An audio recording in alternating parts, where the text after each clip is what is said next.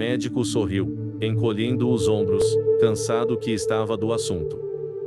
Mas, por um tempo bastante breve, membros altamente respeitáveis da sociedade de Port se entreolharam com suspeita, perguntando-se, afinal de contas, se não havia algo de verdadeiro nisso. Contudo, tanto a teoria um pouco maluca do Sr. Renan quanto a teoria plausível do Dr. Lewis se tornaram insustentáveis quando mais duas vítimas de uma morte horrível e misteriosa foram oferecidas num sacrifício, pois um homem foi encontrado morto na pedreira de Lanfiangel, onde a mulher fora descoberta. E no mesmo dia uma adolescente de 15 anos foi encontrada despedaçada nas pedras recortadas sob os rochedos perto de Port.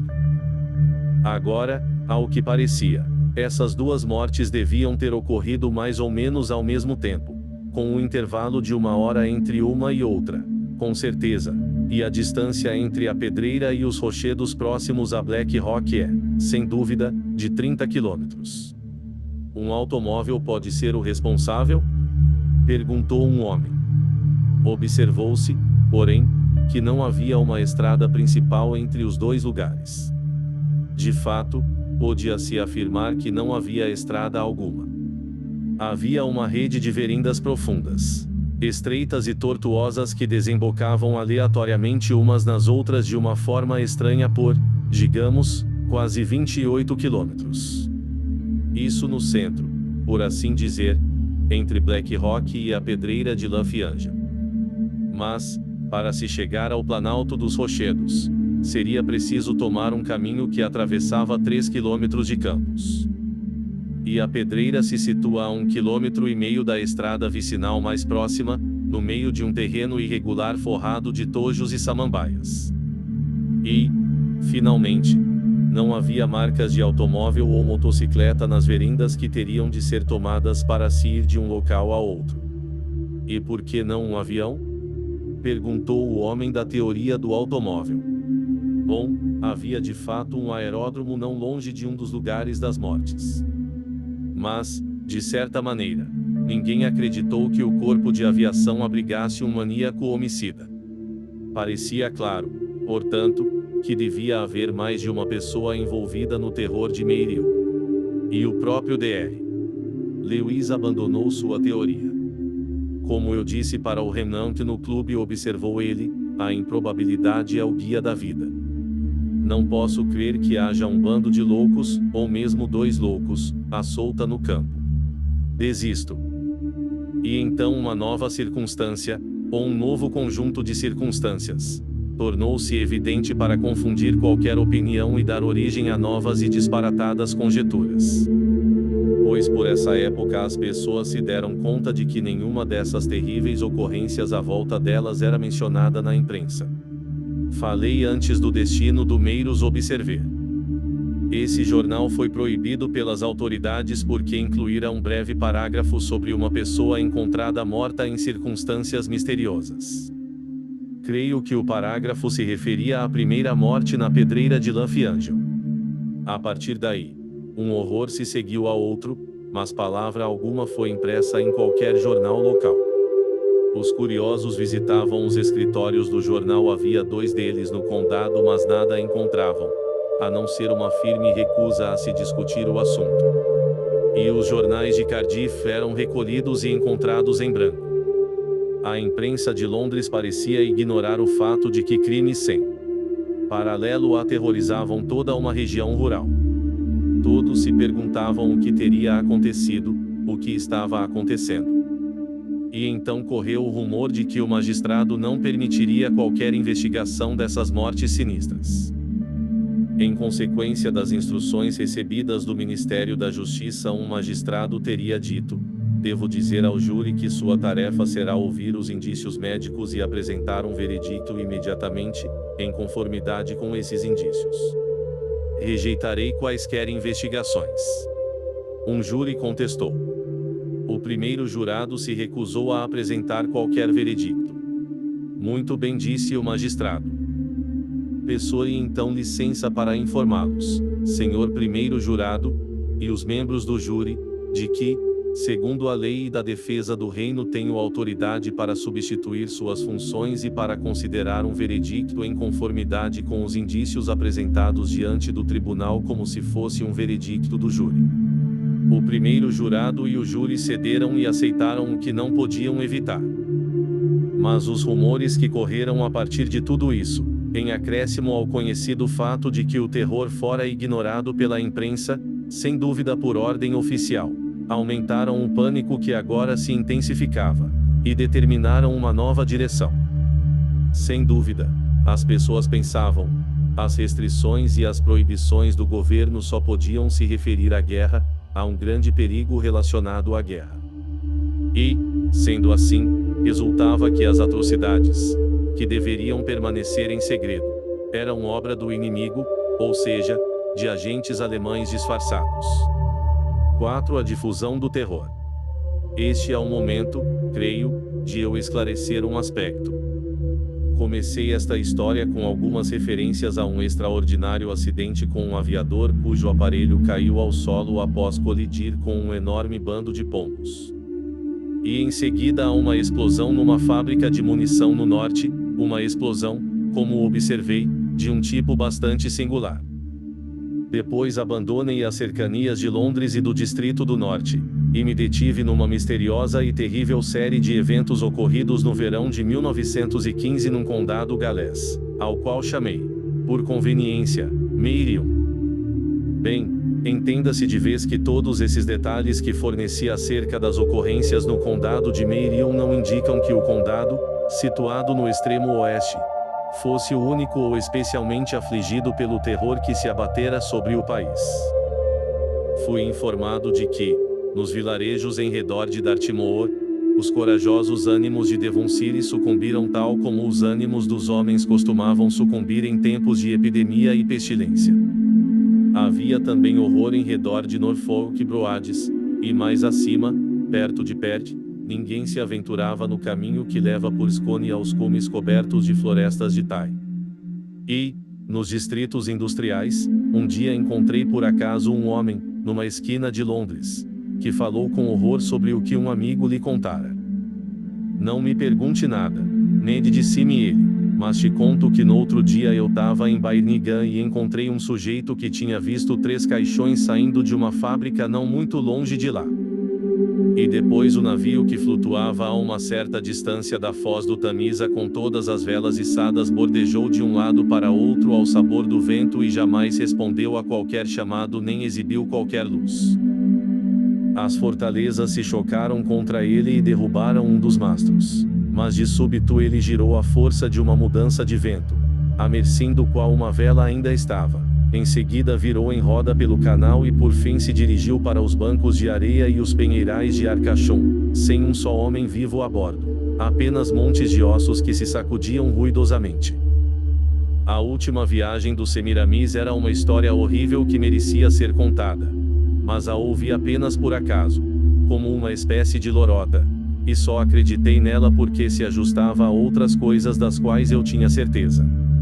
Esta, pois, é a questão. Escrevi sobre o terror tal como ele se abateu sobre Meirion apenas porque tive a oportunidade de chegar perto do que de fato aconteceu.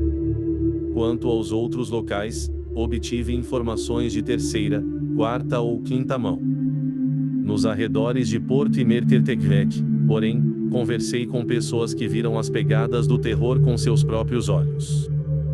Bem, eu disse que as pessoas desse distante condado ocidental se deram conta não só de que a morte se espalhava por todas as suas tranquilas veredas e sobre suas colinas serenas, mas também de que, por algum motivo, tinha de ser mantida em segredo. Os jornais não publicavam qualquer notícia a respeito.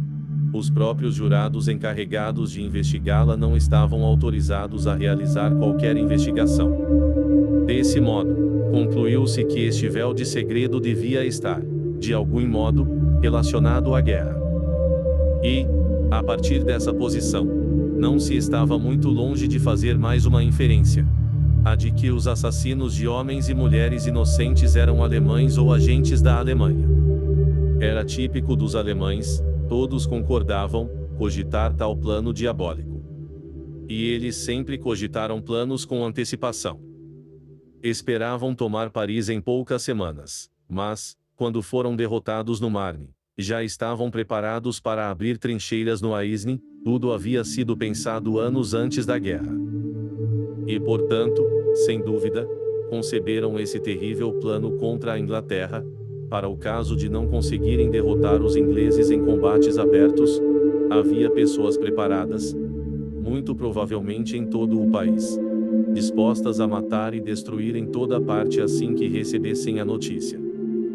Dessa maneira, os alemães tinham a intenção de semear o terror em todo o território inglês e encher nossos corações de pânico e desalento, na esperança de assim enfraquecer o inimigo no próprio país para que perdesse toda a disposição de lutar na guerra no exterior. Era a ideia do Zeppelin, sob outra forma. Cometiam essas atrocidades horríveis e misteriosas pensando em nos apavorar até chegarmos à loucura completa. Tudo parecia bastante plausível. A Alemanha havia, nessa época, perpetrado tantos horrores e havia se sobressaído de tal maneira em engenhosidades diabólicas que nenhuma abominação parecia demasiado abominável para ser provável, ou demasiado perversa para estar além da desonesta malignidade dos alemães. Mas, então, surgiram as questões de quem seriam os agentes desse terrível plano, de onde teriam vindo, de como conseguiriam se movimentar despercebidos de um campo para outro, de uma verinda para outra. Fizeram-se tentativas de todos os tipos para esclarecer essas questões, mas pressentia-se que permaneciam não esclarecidas.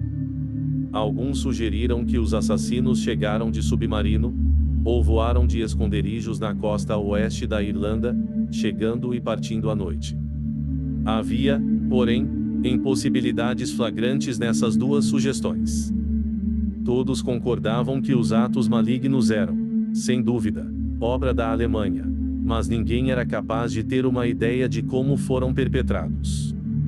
Alguém no clube perguntou a Renan qual era sua teoria. A minha teoria, disse essa pessoa sincera, é que o progresso humano é apenas uma longa marcha de uma coisa inconcebível a outra. Veja, por exemplo, aquele nosso avião que sobrevoou Porto ontem, 10 anos atrás. Esta seria uma visão inconcebível. Tome, como exemplo, a máquina a vapor, a impressão, a teoria da gravidade, eram todas inconcebíveis até que alguém pensou nelas. De modo que é, sem dúvida, dessa trapaçaria infernal que estamos falando, os alemães a encontraram, e nós não. Aí é que está. Não conseguimos conceber como as pobres dessas pessoas foram assassinadas, porque para nós o método é inconcebível. O clube ouviu este elevado argumento com uma certa estupefação. Depois que Renan se retirou, um membro disse: "Eis um homem extraordinário." Sim, retrucou o Dr. Lewis.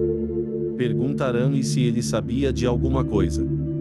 E a resposta dele de fato se resumiu a: não sei. Mas nunca ouvi isso ser tão bem colocado. Foi, creio, por volta dessa época, quando as pessoas quebravam a cabeça para divisar os métodos secretos usados pelos alemães, ou por seus agentes, para cometer seus crimes, que uma circunstância bastante singular se tornou conhecida de algumas pessoas de Porto. Relacionava-se ao assassínio da família Williams na Estrada Mestra, em frente da porta do chalé.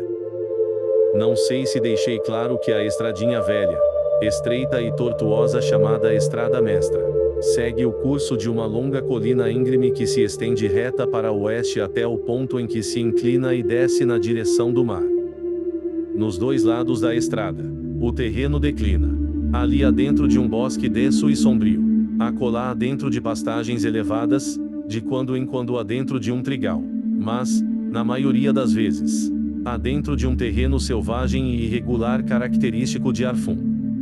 Os campos são extensos e estreitos, subindo a costa da colina íngreme.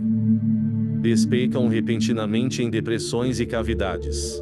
Uma nascente se situa no centro de um deles e desses freixos e abrolhos a resguardam, sombreando-a. E embaixo deles o solo é forrado de canas e juncos. E em seguida podem surgir, nos dois lados desse campo, terrenos que reluzem com densos grupos de samambaias, desiguais com tojos e irregulares com matas de abranheiros, líquens verdes pendendo estranhamente dos ramos. São assim as terras nos dois lados da estrada mestra. Agora, nos declives inferiores da estrada mestra, abaixo do chalé da família Williams, os 3 ou 4 campos abaixo da colina, há um acampamento militar. O lugar tem sido usado como acampamento há muitos anos e, recentemente, expandiram-se as instalações e erigiram-se cabanas. Mas um grande número de homens se abrigava em barracas no verão de 1915. Na noite do assassínio da Estrada Mestra, esse acampamento, como pareceu mais tarde, foi cenário do extraordinário pânico de cavalos. Um bom número de homens no acampamento dormia nas barracas logo depois das 9h30, quando soou o último toque de recolher. Acordaram em pânico. Houve um som ribombante na encosta da colina acima deles, e na direção das barracas se precipitava uma meia dúzia de cavalos, tomados de pavor, atropelando as barracas, atropelando os homens, ferindo inúmeros deles e matando 2. Tudo mergulhou numa confusão desenfreada. Homens gemendo e gritando na escuridão, debatendo-se com a lona das barracas e as cordas torcidas, berrando alguns deles, homens bastante duros, que os alemães haviam desembarcado, outros limpando o sangue dos olhos, alguns, despertados de repente do sono, esmurrando uns aos outros. Oficiais acorrendo e vociferando ordens para os sargentos. Um grupo de soldados que acabavam de voltar ao acampamento, vindos do vilarejo, apavorados com o que mal conseguiam ver ou distinguir, com a impetuosidade da gritaria, do praguejamento e dos gemidos que não eram capazes de compreender, tornando a fugir do acampamento e correndo de volta para o vilarejo para salvar suas vidas, tudo na mais louca confusão de uma desordem desvairada. Alguns dos homens viram os cavalos galopando colina abaixo como se o próprio terror os conduzisse. Dispersaram-se nas trevas e de um modo ou de outro encontraram o caminho de volta na noite ao pasto acima do acampamento. Lá estavam pastando serenamente de manhã, e o único sinal do pânico da noite anterior era a lama que lhes cobrira o corpo ao correrem por um terreno encharcado. O lavrador disse que eles formavam um bando tão tranquilo quanto qualquer outro em Meirion. Não era capaz de compreender o ocorrido. Para falar a verdade, disse: acho que devem ter visto o diabo em pessoa, para se assustarem desse jeito, salve-se quem puder. Agora, tudo isso foi mantido em segredo na época em que aconteceu. Chegou ao conhecimento dos homens do Port Club nos dias em que estavam discutindo a difícil questão das atrocidades alemãs, como passaram a chamar os assassínios. E essa debandada dos cavalos da fazenda foi vista por alguns como o indício do extraordinário e inaudito caráter da temível agência que estava atuando. Um dos membros do clube soubera, através de um oficial que estava no acampamento na hora do pânico, que os cavalos que se lançaram na fuga desordenada se achavam numa perfeita fúria de pavor, que ele jamais vira cavalos em tal estado, e, portanto, havia uma interminável especulação quanto à natureza da visão ou do som que levara meia dúzia de animais tranquilos a uma loucura desenfreada. Então, enquanto prosseguiam essas discussões, 2 ou 3 outros incidentes, também estranhos e incompreensíveis, tornaram traços-se conhecidos, aventados em casuais boatos que chegavam aos vilarejos originados de fazendas em terras distantes, ou que foram espalhados por moradores do campo que perambulavam em Porto no dia de feira com 1 ou 2 galinhas e ovos e plantas. Fragmentos de conversa ouvidos por empregados de gente do campo e repetidos para as patroas. E isso se tornou público de tal maneira que no norte, em Piasneuide, houve um caso espantoso em torno de um enxame de abelhas. Elas se tornaram tão enfurecidas quanto vespas, e mais ferozes ainda. Investiram feito nuvem contra pessoas que enfrentaram o enxame. Pousaram no rosto de um homem de tal modo que não se distinguia entre a carne e as abelhas que se aglomeravam sobre ele, e o ferroaram tão gravemente que o médico não sabia ao certo se ele ficaria curado. E perseguiram uma garota que aparecera para ver o enxame, e nela pousaram e a ferroaram até matá-la. Depois debandaram para um matagal abaixo da fazenda e lá se alojaram numa árvore oca, e não era seguro chegar perto, porque saíam e atacavam quem o fizesse, dia e noite. A mesmíssima coisa aconteceu, ao que parece, em outras 3 ou 4 fazendas e chalés onde se criavam abelhas. E houve histórias, de modo algum tão óbvias ou tão verossímeis, de cães pastores, animais afáveis e fiéis, que se tornaram tão ferozes quanto lobos e feriram os rapazes da fazenda de uma maneira horrenda num caso, conta-se, com consequências fatais. Era, sem dúvida, verdadeiro que o velho e predileto galo bramador Cug da senhora Owen havia enlouquecido. Ela chegou ao Port Club, um sábado de manhã, com o rosto e o pescoço enfaixados e emplastrados. Tinha ido ao terreiro alimentar as aves domésticas na noite anterior e o galo voou sobre ela e a atacou ferozmente, infligindo graves ferimentos antes que ela conseguisse fugir. Eu tinha uma vara à mão, para minha sorte, explicou, e bati nele até ele parar de respirar. Mas o que é que está acontecendo com este mundo? Agora, Renaud, o homem das teorias, era também um homem de ociosidade extrema. Julgava-se que ele tivera êxito em acumular grandes recursos quando ainda bastante jovem, e, depois de experimentar os sabores da lei por assim dizer por uma meia dúzia de períodos na diretoria do Middle Temple, ele concluiu que seria insensato se ocupar com a aprovação de exames para uma profissão que ele não tinha a menor intenção de praticar. De modo que se fez de surdo para o chamado de manjar que ecoava no tribunal de Temple e se pôs a vaguear agradavelmente pelo mundo.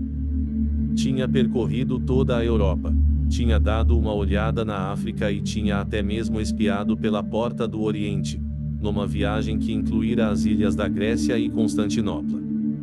Agora que estava chegando ao meado da casa dos 50 anos, estabeleceu-se em Port, a bem, como ele disse, da corrente do Golfo e das sembes de fúcsia, e passava o tempo com os livros, as teorias e os mexericos do local.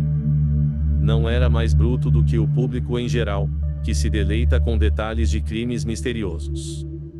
Mas devo dizer que o terror, embora tétrico, para ele era uma dádiva. Ele examinava, investigava e bisbilhotava com a satisfação de um homem a cuja vida um novo gosto fora acrescentado. Escutava com atenção as estranhas histórias de abelhas, cães e aves domésticas que chegavam do campo a Port junto com as cestas de manteiga, coelhos e ervilhas. E por fim elaborou uma extraordinária teoria. Tomado por essa descoberta, como a considerava, foi uma noite visitar o Dr. Lewis para apresentar seu ponto de vista sobre o assunto. Gostaria de conversar com você, disse Renaud para o médico, sobre o que chamei, provisoriamente, AUZ. 5. O incidente da árvore desconhecida. O Dr. Lewis, sorrindo com indulgência, e bem preparado para uma prodigiosa teorização, conduziu Renaud até uma sala que dava vista para o jardim construído em terraços e para o mar. A casa do médico, embora a apenas uma caminhada de 10 minutos do centro da cidade, parecia ficar afastada de todas as outras habitações. O caminho que levava até ela, a partir da estrada, subia por entre um profundo arvorindo e um denso matagal. Árvores se erguiam nos 2 lados da casa, mesclando-se com os bosquetes adjacentes. Abaixo, o jardim descia, terraço após terraço verdejante, até uma vegetação silvestre, uma verinda tortuosa entre rochas avermelhadas e, por fim, até a areia amarelada de uma pequena angra. A sala, a qual o médico levara Renaud, dava para esses terraços, para o mar e, além, para os limites indistintos da baía. Havia janelas de batente, que estavam escancaradas, e os 2 homens se sentaram à luz suave do lampião era antes dos severos regulamentos de iluminação no extremo oeste e se deleitaram com os doces odores e a doce vista do anoitecer de verão. Depois Renaud começou. Suponho, Lewis, que ouviu essas histórias extraordinárias de abelhas e cães e coisas que têm ocorrido por aí recentemente. Claro que fui chamado a Piasneide para tratar do Thomas Trevor, que, aliás, já está fora perigo. Fiz o atestado da pobre menina, Mary Trevor. Ela estava agonizando quando cheguei ao local. Não há dúvida de que foi ferroada mortalmente por abelhas, e acredito que houve outros casos bastante semelhantes em Lantarnão e Morwen. Nenhum fatal, creio.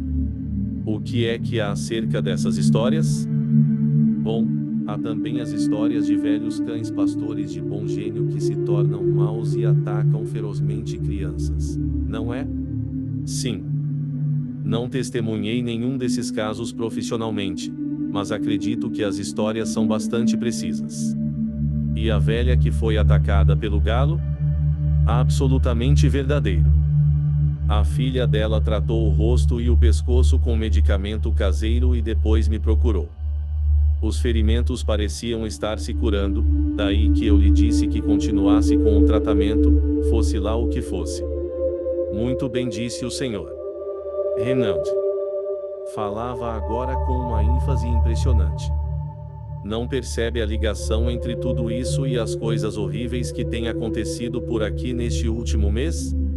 Lewis olhou para Renald com espanto. Ergueu as sobrancelhas ruivas e as abaixou numa espécie de carranca. Sua fala revelava vestígios do sotaque nativo. Magnífico! Exclamou. Mas onde é que você quer chegar agora?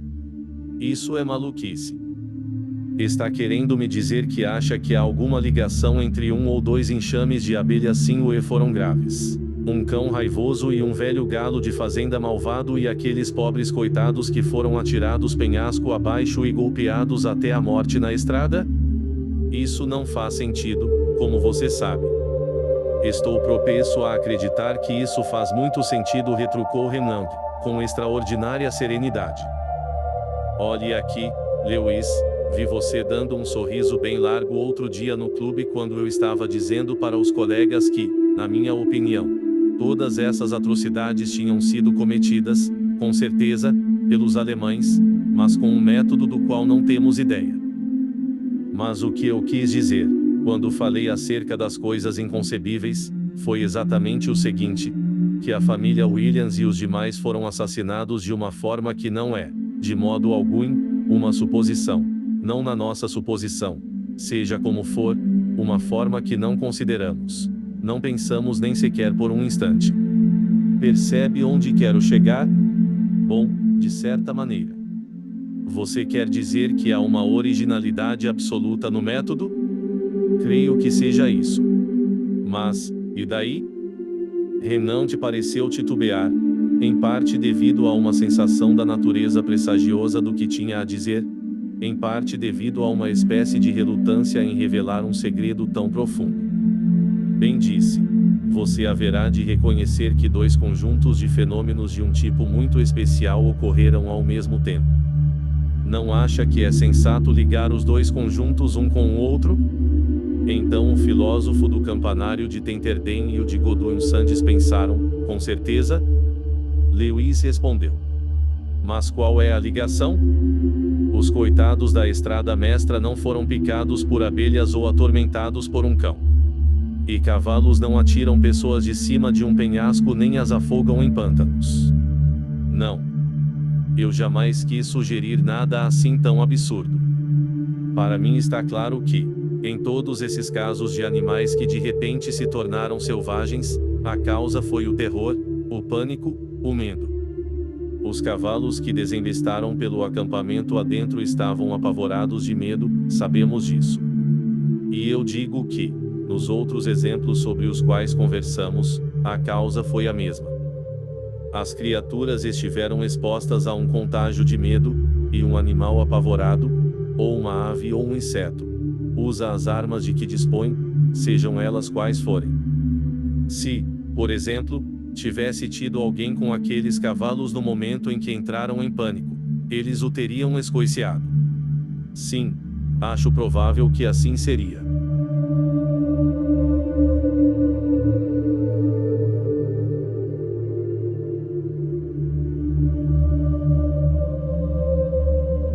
E daí? Bom, na minha opinião, os alemães fizeram uma descoberta extraordinária. Eu a chamo raio Z. Você sabe que o éter é simplesmente uma hipótese. Temos de supor que ele existe para explicar a passagem da corrente de Marconi de um local para outro. Agora, suponha que exista um éter psíquico, além de um éter material. Suponha que seja possível conduzir impulsos irresistíveis através desse meio. Suponha que esses impulsos estejam voltados para o homicídio ou o suicídio. Então creio que você terá uma explicação para a terrível série de incidentes que tem ocorrido nas últimas semanas. Os cavalos e as outras criaturas estiveram expostos a esse raio-Z, e que este produziu neles o efeito do terror, sendo a ferocidade o resultado do terror. Então, o que me diz quanto a isso? A telepatia, como você sabe, está bem estabelecida. A sugestão hipnótica também. Basta consultar a Enciclopédia Britânica para constatar isso, e a sugestão é tão forte em alguns casos a ponto de ser um imperativo irresistível. Agora, não acha que, pondo a telepatia e a sugestão hipnótica juntas, por assim dizer, a gente obtém mais do que os elementos do que eu chamo raio Z? Acredito, cá comigo, que tenho mais a aprender para elaborar a minha hipótese do que o inventor da máquina a vapor teve para elaborar a hipótese dele quando viu a tampa da chaleira subir e descer. O que é que me diz? O Dr. Lewis não respondeu. Estava observando o crescimento de uma nova e desconhecida árvore no jardim. O médico não respondeu à pergunta de Renan. Em primeiro lugar, Renan esbanjara a eloquência, condensara rigorosamente a história e Lewis se cansara do som de sua voz. Em segundo lugar, julgou a teoria do raio Z um tanto extravagante demais para ser tolerável, desarrazoada o bastante para esgotar a paciência. E depois, à medida que a argumentação prosseguia, Lewis se deu conta de que havia algo estranho naquela noite. Era uma escura noite de verão. A lua estava velha e débil sobre o Dragonzead do outro lado da baía, e o ar estava parado. Estava tão parado que Lewis percebeu que nenhuma folha sequer tremulava na extremidade de uma árvore alta que se erguia contra o céu. E, no entanto, estava consciente de que ouvia um som que não era capaz de precisar ou definir.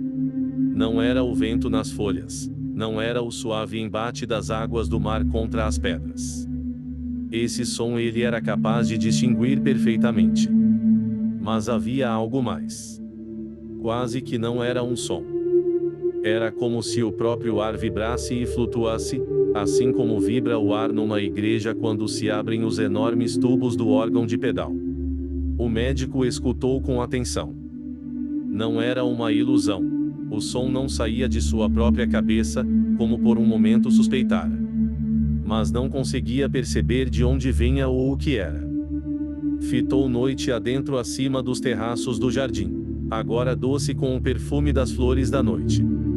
Tentou enxergar por sobre a copa das árvores o mar distante na direção de Dragonzead.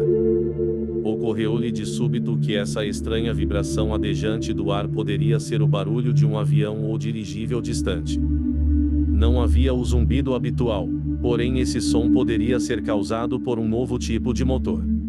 Um novo tipo de motor? Provavelmente era um avião inimigo. O raio de ação das aeronaves inimigas, dizia-se, estava se ampliando. E Lewis estava para chamar a atenção de Renan para o som, para a possível causa, e para o possível perigo que estaria pairando sobre eles, quando avistou algo que lhe tirou o fôlego e lhe fez o coração palpitar com um impetuoso assombro e um toque de terror. Estava olhando para o alto, céu adentro, e, a ponto de falar com Renan, baixou o olhar por um instante. Olhou para baixo na direção das árvores no jardim e viu, num total espanto, que a forma de uma delas havia se alterado nas poucas horas que se passaram desde o pôr do sol.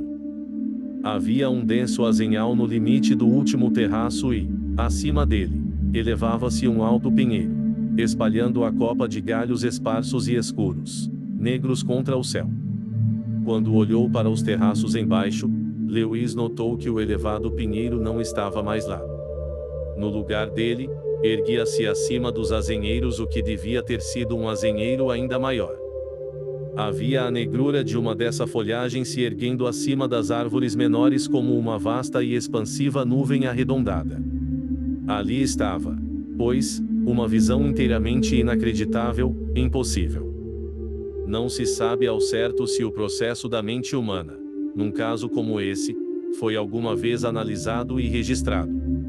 Não se sabe ao certo se alguma vez poderá ser registrado.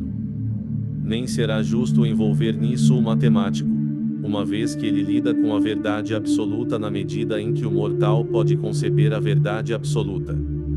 Mas como se sentiria um matemático se de repente se visse confrontado com um triângulo de dois lados? Creio que ficaria imediatamente enfurecido.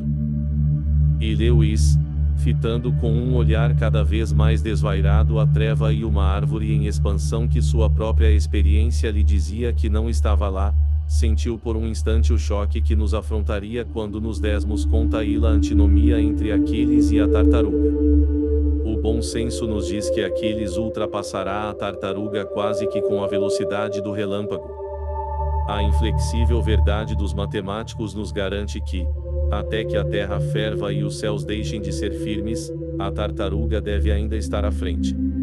E, portanto, devemos, por uma generosidade incomum, enlouquecer. Não enlouquecemos, porque, por uma graça especial, certificamo-nos de que, no decisivo tribunal de apelação, toda a ciência é uma mentira, mesmo a mais elevada de todas as ciências. De modo que simplesmente rimos de Aquiles e da tartaruga, assim como rimos de Darwin, zombamos de Huxley e caçoamos de Herbert Spencer. O Dr. Lewis não riu. Lançou um olhar penetrante na obscuridade da noite, na enorme árvore que se expandia e que, ele sabia, não poderia estar lá. E, enquanto olhava atentamente, viu que o que antes parecia uma dessa negrura de folhagem estava ornada com admiráveis luzes e cores em forma de estrelas.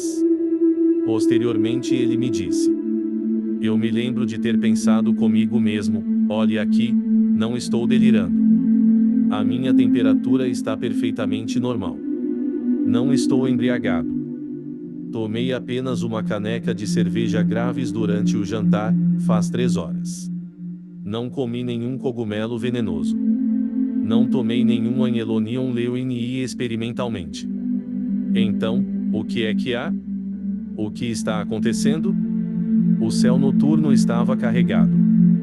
Nuvens ocultavam a lua pálida e as estrelas indistintas. Lewis se levantou, com uma espécie de gesto de alerta e restrição para Renan, que, ele estava ciente disso, olhava-o com espanto. Caminhou até a janela de batente, avançou um passo até o caminho lá fora e olhou, com muita atenção, para a escura forma da árvore, para os terraços do jardim embaixo, para as ondas que quebravam nas pedras além. Obliterou a luz do lampião atrás de si, pondo as mãos em cada lado dos olhos. O vulto da árvore, a árvore que não poderia estar lá, erguia traço-se contra o céu, mas não claramente, agora que as nuvens tinham se acumulado. Suas bordas, os limites da folhagem, não eram tão precisas. Lewis pensou que podia detectar nela uma certa tremulação, embora o ar estivesse parado. Era uma noite em que se podia erguer um fósforo aceso e vê-lo queimar sem que houvesse qualquer tremor ou inclinação da chama. Você sabe, disse Lewis, que um pedaço de papel queimado às vezes se detém sobre os carvões antes de subir pela chaminé, e que pequenos vermes de fogo se projetam no ar. Foi assim, de uma certa distância. Só fragmentos e fiapos de luz amarela que eu vi, e partículas e centelhas de fogo, e depois um bruxuleio da cor de um rubi não maior do que uma ponta de alfinete, e um verde vagueando no negror, como se uma esmeralda estivesse engatinhando, e depois pequenas veias de um azul carregado. Puxa vida! Exclamei para mim em galês, o que são essas cores todas e essa queimação? E então, naquele mesmo instante, Soou uma batida estrondosa na porta da sala e por ela entrou meu assistente, dizendo que precisavam de mim com urgência em Gar, porque o velho senhor Trevor Williams estava passando muito mal. Eu sabia que o coração dele estava bastante fraco, de modo que tive de partir sem demora e deixar Renault encontrar sozinho uma solução para o que ocorria. 6 O raio Z do SR. Renault. O Dr. Lewis se deteve em Gart por um tempo relativamente longo. Passava da meia-noite quando voltou para casa. Dirigiu-se logo para a sala que sobranceava o jardim e o mar, escancarou a janela de batente e espiou na escuridão. Lá, bastante obscurecido contra o obscurecido céu, mas inequívoco, estava o alto pinheiro de galhos esparsos, elevando-se bem acima das dessas copas dos azenheiros. Os estranhos ramos que lhe causaram assombro haviam desaparecido. Não havia agora qualquer manifestação de cores ou chamas. Levou a cadeira até a janela aberta e se sentou, fitando e inspecionando a distância da noite, até que a claridade surgiu no mar e no céu e as formas das árvores no jardim foram se tornando nítidas e visíveis. Ele, por fim, se deitou na cama tomado de uma enorme perplexidade, ainda se fazendo perguntas para as quais não havia respostas. O médico não contou para Renault acerca da estranha árvore. Quando tornaram a se encontrar, Lewis disse que pensara que havia um homem escondido entre os arbustos, isso para explicar o gesto de alerta que fizera e o fato de ter saído para o jardim e fitado dentro da noite. Ocultou a verdade porque temia ouvir a doutrina de Renault, que sem dúvida seria apresentada. Com efeito, esperava jamais tornar a ouvir a teoria do raio Z. Mas Renault retomou com firmeza o assunto. Fomos interrompidos justamente na hora em que eu estava expondo meu argumento para você, disse. E, para resumi-lo, é o seguinte: os alemães deram um dos grandes saltos da ciência. Lhe estão enviando sugestões que equivalem a ordens irresistíveis a esta região. E as pessoas atingidas são tomadas por uma mania suicida ou homicida. As pessoas que morreram ao caírem dos rochedos ou da pedreira provavelmente cometeram suicídio. O mesmo ocorreu com o homem e o rapaz que foram encontrados no pântano. Quanto ao caso da estrada mestra, você se lembra de que Thomas Evans disse que ele parou e conversou com Williams na noite do assassínio. Na minha opinião, Evans foi o assassino. Ele se viu sob a influência do raio. Transformou-se num maníaco homicida num instante, arrancou a pá da mão do Williams e o matou e os demais. Quem encontrou os corpos na estrada fui eu. É possível que o primeiro impacto do raio produza uma violenta excitação nervosa, que se manifestaria externamente. O Williams pode ter chamado a mulher para sair e ver o que estava acontecendo com o Evans. Os filhos teriam naturalmente seguido a mãe. Para mim me parece simples. E quanto aos animais, os cavalos, os cães e assim por diante, eles, como eu disse, estavam sem dúvida tomados de pânico por causa do raio, e, portanto, foram levados ao frenesi. Por que o Evans mataria o Williams em vez de o Williams matar o Evans? Por que o impacto do raio se faria sentir sobre um e não sobre o outro? Por que um homem reage violentamente a uma determinada droga, ao passo que ela não exerce qualquer efeito sobre um outro homem? Por que fulano é capaz de beber uma garrafa de uísque e permanecer sóbrio, enquanto Beltrano se transforma numa espécie de louco depois de tomar 3 copos? E uma questão de idiosincrasia, o médico retrucou. E idiosincrasia o equivalente grego para não sei? Perguntou Renault. De modo algum, respondeu Lewis, sorrindo afavelmente. Quero dizer que, em alguma diátese, o uísque, já que você mencionou o uísque, parece não ser patogênico, ou, de qualquer modo, não imediatamente patogênico. Em outros casos, como você observou com razão, parece haver uma acentuada caquexia associada à exposição da bebida alcoólica em questão, mesmo em doses relativamente pequenas. Sob essa nuvem de verborragia profissional, Lewis escapou do clube e de Renan.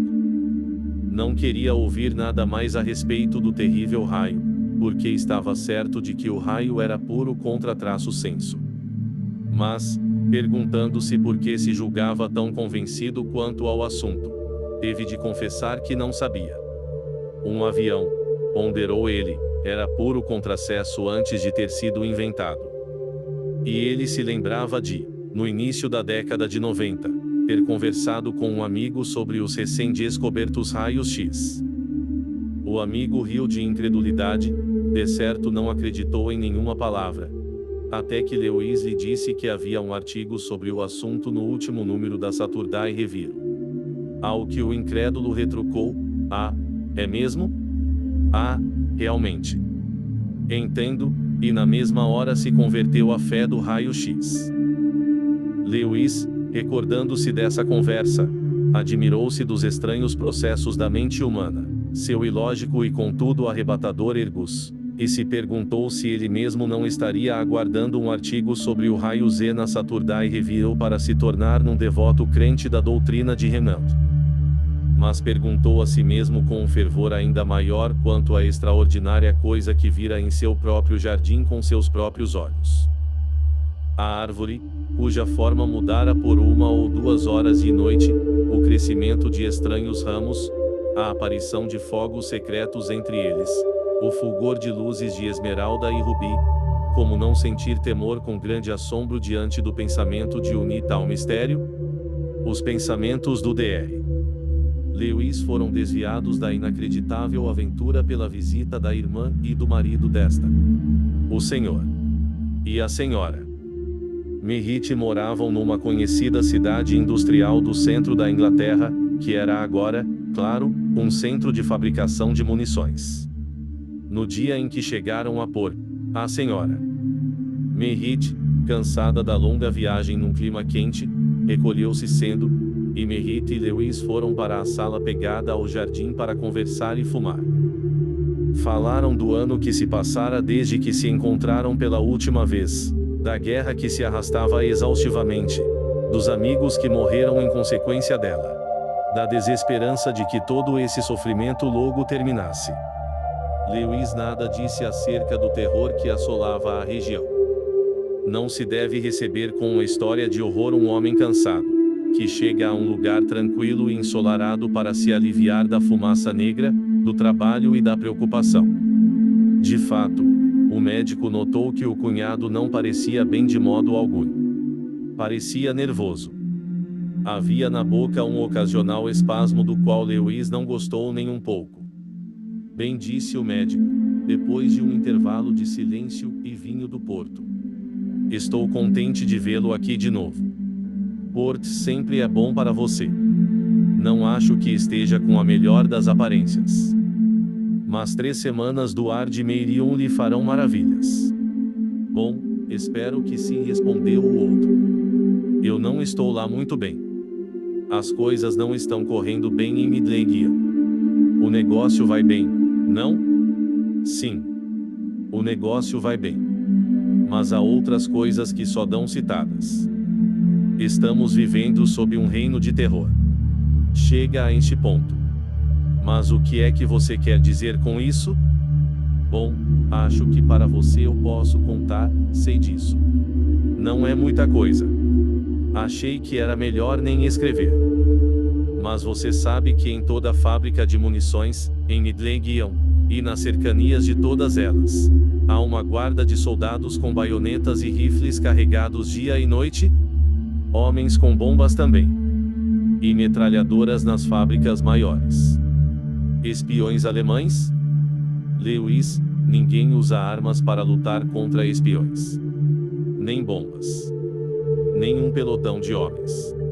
Acordei ontem de noite. Era a metralhadora na fábrica de veículos militares de Benetton. Disparando como fúria. E depois bang. Bang. Eram as granadas. Mas contra o quê? Ninguém sabe. Ninguém sabe o que está acontecendo, Merritt repetiu.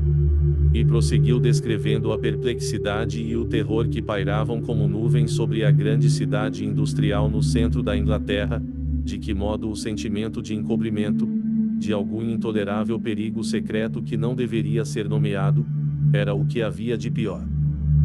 Um sujeito jovem que conheço disse ele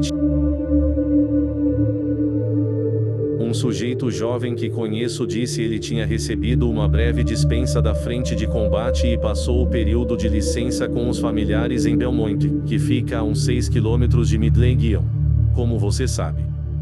Ele me disse: graças a Deus que estou voltando amanhã. É tolice dizer que as linhas de entrincheiramento de Whipper são agradáveis, porque não são. Mas é uma vista melhor do que esta aqui. Na frente de batalha pelo menos você sabe contra o que está lutando. Em Midlothian todo o mundo tem a sensação de que está contra uma coisa horrível, mas não sabe o que é. E isso que faz as pessoas se disporem ao boato. Há terror no ar. Merritt traçou uma espécie de retrato da grande cidade se encolhendo de medo de um perigo desconhecido. As pessoas têm medo de sair sozinhas à noite nos arredores. Reúnem-se em grupos nas estações para ir para casa juntas, se já está escuro ou se há trechos desolados no caminho. Mas por quê? Não entendo. Do que é que tem medo? Bom, eu lhe contei que acordei uma noite com os disparos das metralhadoras na fábrica de veículos militares, e com as bombas explodindo e fazendo um barulho terrível. Esse tipo de coisa assusta a gente, você sabe. E uma coisa natural. De fato, deve ser assustador. Você quer dizer então que há uma atmosfera de nervosismo geral, uma vaga espécie de apreensão que leva as pessoas a se juntarem? Tem isso, e tem mais. Tem gente que partiu e nunca mais voltou. No trem para Ulm havia 2 homens, discutindo qual era a maneira mais rápida de chegarem a Norton, um lugar afastado de Ulm onde os 2 moravam. Discutiram o trajeto todo desde que saíram de Midlothian, um afirmando que a estrada principal era o caminho mais rápido, apesar de ser o mais longo. Ele falou: é o mais rápido de ir porque é o mais desimpedido. O outro sujeito era a favor de um atalho pelos campos, junto do canal. É a metade da distância, explicou.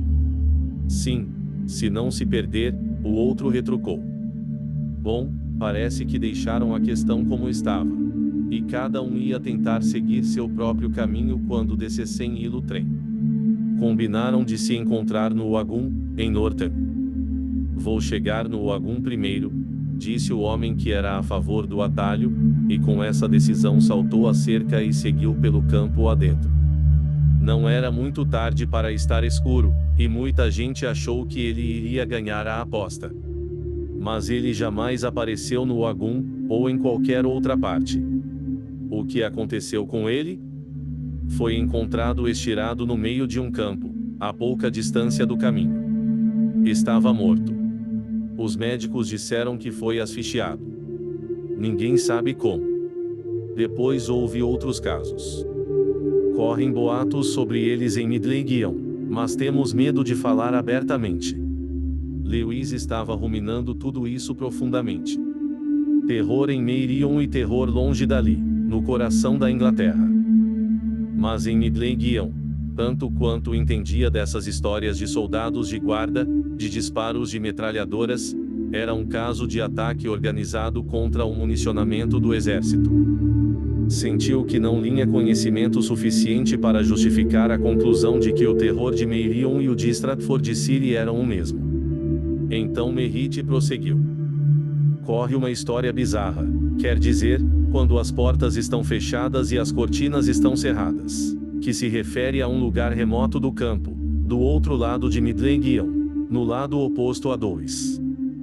Foi lá que construíram uma nova fábrica, uma enorme cidade de barracos de tijolos vermelhos, segundo me disseram, com uma chaminé gigantesca.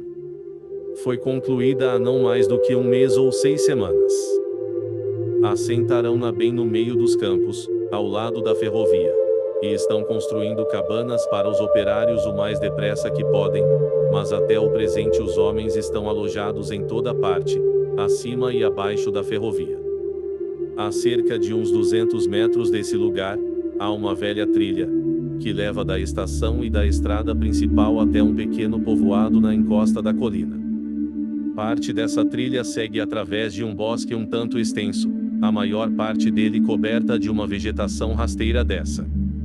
Acho que deve haver 20 acres de bosque, mais ou menos. Acontece que usei esse atalho uma vez há muito tempo, e posso dizer que de noite é escuro como breu. Um homem precisou tomar essa trilha uma noite. Seguiu sem problemas até chegar ao bosque. E então ele contou que o coração lhe saltou pela boca. Era horrível ouvir os ruídos desse bosque. Milhares de homens estavam lá, isso ele jura.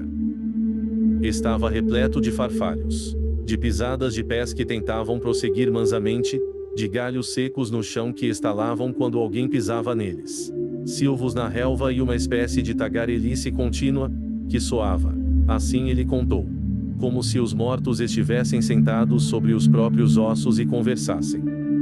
Ele correu dali o mais depressa possível, de qualquer modo, através dos campos, saltando simbes, atravessando riachos.